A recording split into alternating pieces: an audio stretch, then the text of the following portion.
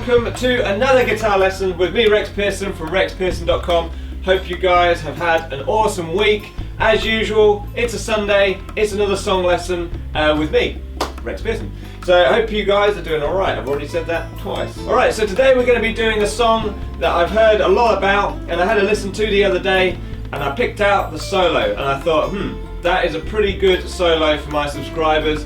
It's a great one for beginners, but it's also quite good for intermediate guitarists who are thinking about developing their playing and developing their phrasing of how they're playing. And if you're a fan of Green Day, and I know quite a few of my subscribers are, then you'll enjoy this lesson as well. So I hope you guys enjoy it. We're going to be learning just the guitar solo. It is based around the F sharp minor pentatonic.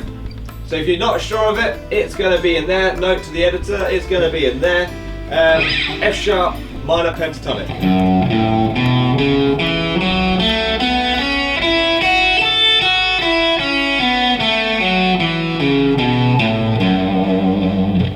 Basically, that is the first position of the F sharp minor pentatonic scale. If you know those notes, it will guide you quite well when you're learning the notes in this part. We're going to be sliding up into the next position and also a little bit down, and there's a couple of chromatic notes thrown in for good measure, but the majority of it is based around the F sharp minor pentatonic scale. So let's get started with the first notes of the solo. Okay, let me play just the first part of this.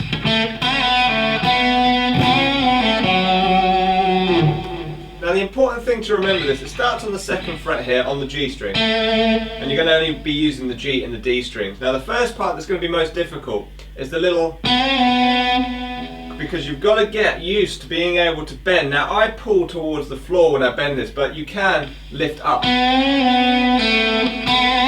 But in this case, because it's only a half step bend, you're kind of aiming for a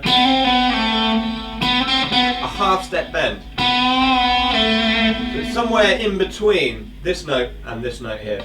The other thing to note about this is it comes in just after beat 3. So if you're counting yourself in, it's going to go 1, 2, 3. So try and make sure that you're coming in at the right time. It's quite an odd place to come in the bar rather than starting on beat 1, which is where most riffs would start. This is 1, 2, 3. The second bend is a whole step bend.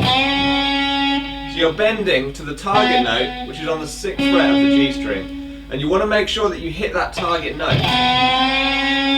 Use your ear as much as possible to guide you to that note. Once you hit that, you bend back down, a pull off, and then a plucked note on the D string, 4th fret.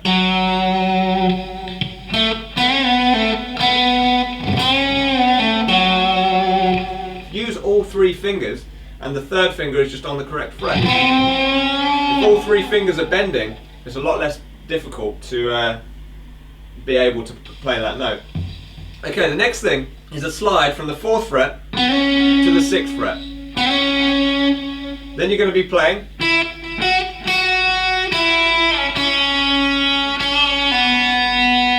Now what I did there, after I've slid up to the 6th fret, we're moving on to the B string, and we're in the 2nd position now, the F sharp minor pentatonic scale. 5th fret, 7th, back down, slide down to the 2nd fret, and again you've got this microtonal bend. Now again, I pulled downwards rather than upwards because it's only a microtonal bend. So if you're coming off the fretboard, it's a good way of knowing if you're bending too much. If you come off the fretboard, you're bending far too much. Only a tiny bend. And then a pull off. And that's important, that technique of the pull off, because most people will just release the finger and you'll end up with like a ghost note like that. If you pluck it off by pulling downwards, it plucks the note. That's why it's called a pull off. You're pulling off the note to get the open string at the bottom. The final part of the riff is a plucked G string on the 2nd fret, a pull off, and then a hammer on the 1st fret. So you've got this movement of, so you're doing pull offs and hammer ons on that open string. Final note is going to be a plucked with an upstroke on the high E. And let them ring together. And then you repeat the riff from the beginning. So I'm going to play it slowly so you can hear all the elements put together. You can also refer to the beginning of the video where I play it at full speed so you can hear how it sounds.